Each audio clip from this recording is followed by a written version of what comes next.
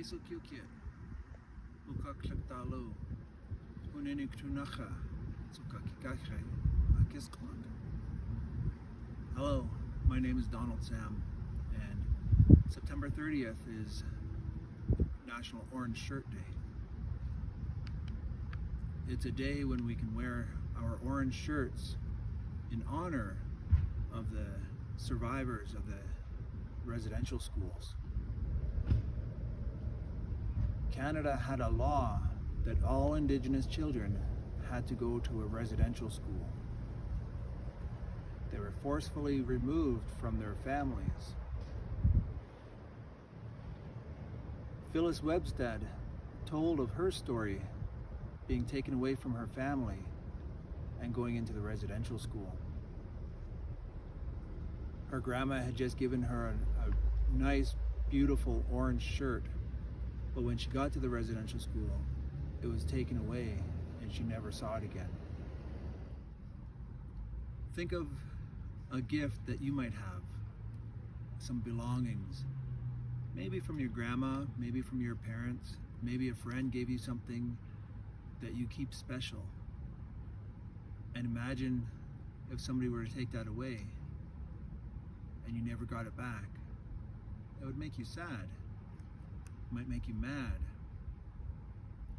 This happened to many, many children that had to go to a residential school.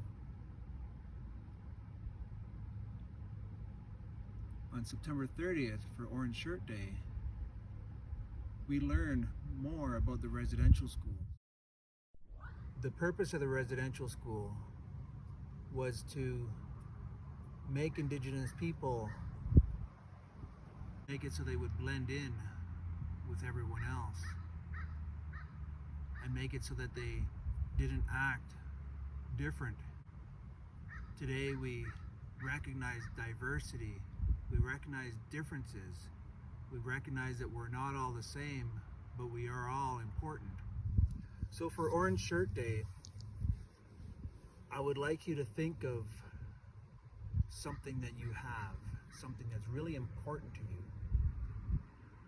Think about, where did you get that from, that gift?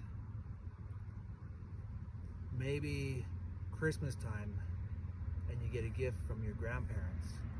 How special that would make you feel. It was the only thing that you had from your grandma, and you don't get to see your grandma anymore, and your one special thing was taken away. It would hurt your feelings.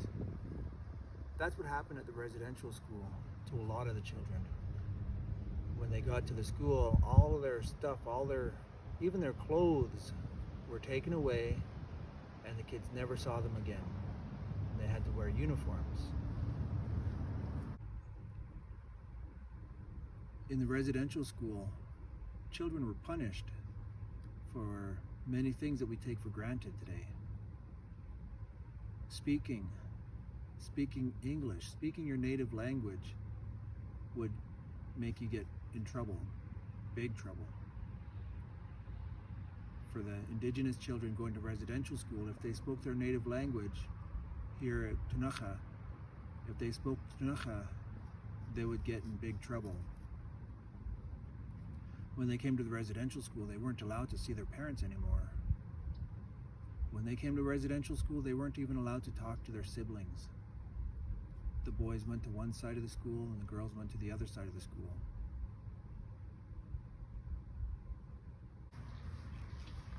Imagine how you would feel if you couldn't talk to your brothers or sisters, you couldn't talk to your mom and dad or your grandparents. That would make you really sad. It might make you cry.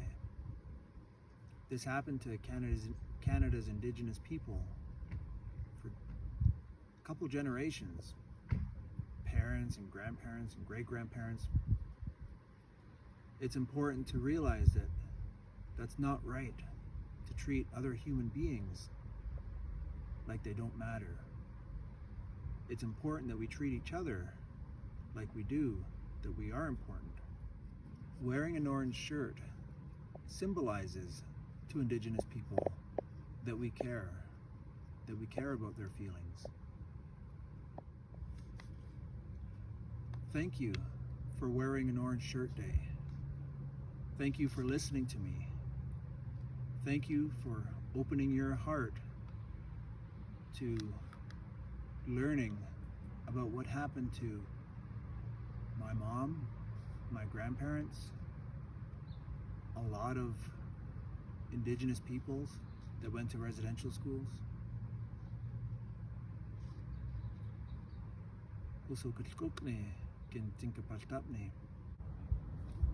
When I speak my language, that's one of the ways that I am healing.